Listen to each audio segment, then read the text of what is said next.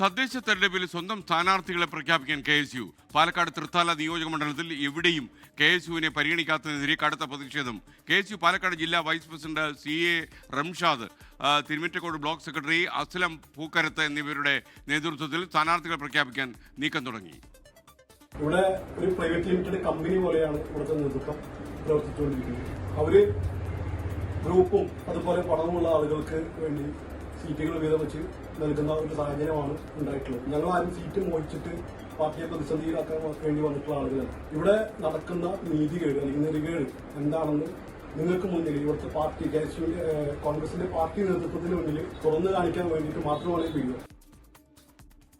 ആയിഷത്തുൽ ഷംന പാലക്കാട് നിന്ന് വിവരങ്ങളുമായി ചേരുന്നു. ഷംന, പറയൂ.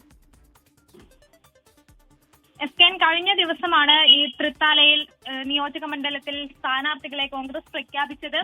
അതിനുശേഷമാണ് ഇപ്പോൾ KSUവിന്റെ ഭാഗത്തു നിന്ന് ഇത്തരം ഒരു ആരോപണം വരുന്നത്. ഈ തൃത്താലയിൽ KSU പ്രവർത്തകരെ പരിഗണിച്ചില്ല എന്നാണ് ആരോപണം.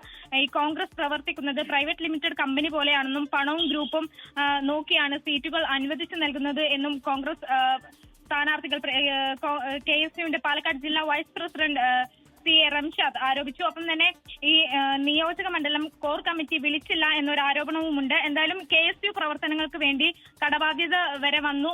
കടം വാങ്ങിച്ചാണ് പല പ്രവർത്തനങ്ങളും നടത്തിയിരുന്നത്. എന്നിട്ട് പോലും അത്രയും ആത്മാർത്ഥമായി പ്രവർത്തിച്ചിട്ട് പോലും സീറ്റ് നിഷേധിച്ചു എന്നൊരു ആരോപണമുണ്ട്.